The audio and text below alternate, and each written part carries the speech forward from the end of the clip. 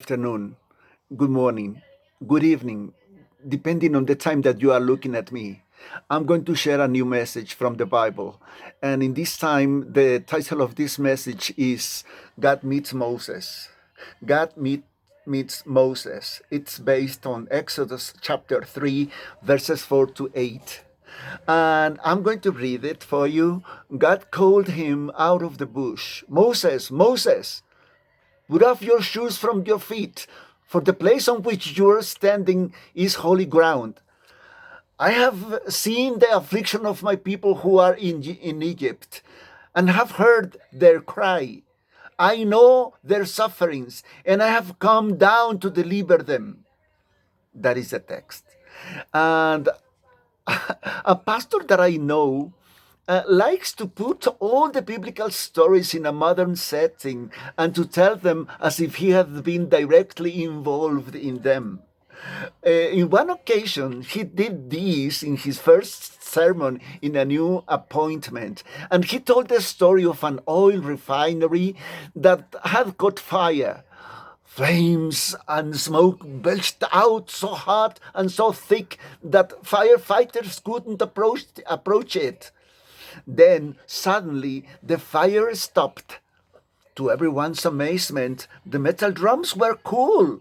The surrounding grass wasn't scorched, and not a drop of oil had been consumed. He said that through that experience, he heard God's call to him to be a pastor. This man reported later that the members of the congregation began to squirm noticeably as he told this story. They were obviously wondering, what kind of a nut did the bishop send us as our preacher? Nevertheless, he said that when they discovered that he was really talking about Moses and the burning bush, suddenly everything was all right. Apparently, the people felt it was okay for Moses to have an experience like that, but they didn't want their pastor to. The way those people felt raises some interesting questions. Did Moses really see a bush that was being burned but not consumed?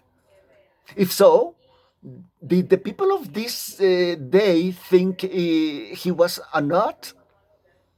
Would Moses' call have been just a valley? Sorry, I'm going to say that again. Would Moses' call have been just as valid had he not seen the burning bush?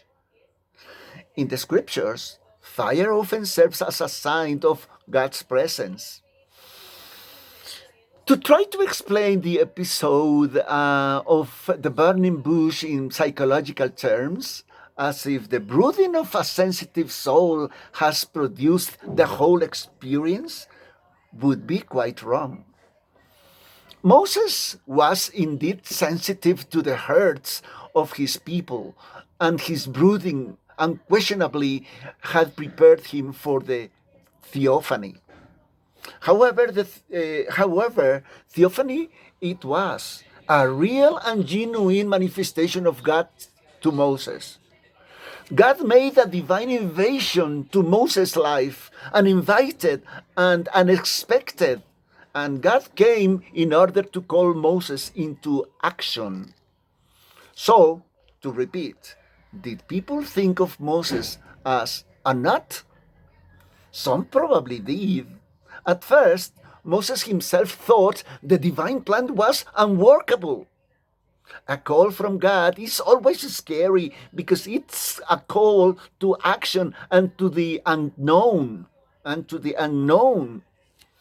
But those who God calls, he also equips for the task. I will be with you, God told Moses. And Moses believed him. You and I are called to do the same. How can we be sure what God is calling us to do? That question isn't easy to answer.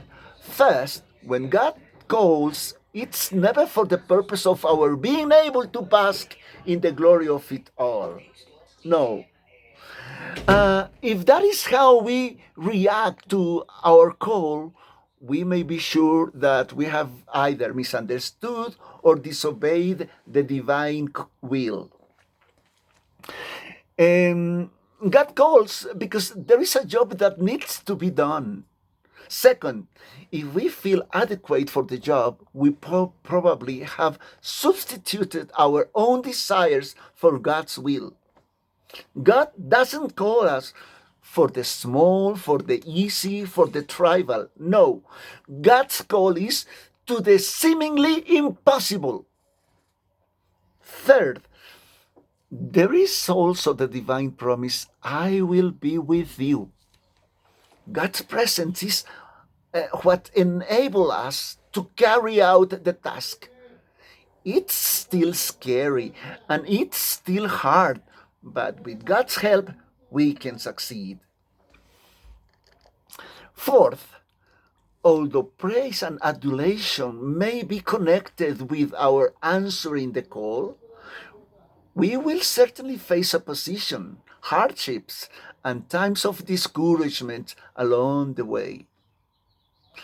At times, we may feel like giving up, but again comes the promise, I will be with you. And again, the impossible becomes possible. Many times, we are reluctant to answer God's call, so we ask for a sign to make sure we have heard correctly. Sometimes God obliges us with such a sign, at other times no sign comes. God offered Moses a sign, but look at what it was. God said, this shall be the sign for you. When you have brought forth the people out of Egypt, you shall serve God upon this mountain. When you have brought forth my people. The sign, in other words, wouldn't be given until the task had been completed. God was saying to Moses, you must venture out on faith, and then I will give you a sign. Moses went, and the surest sign that God was with him is the fact that he was able to complete the job God had given him to do. And also, it will be with you and me. Goodbye. See you the next time.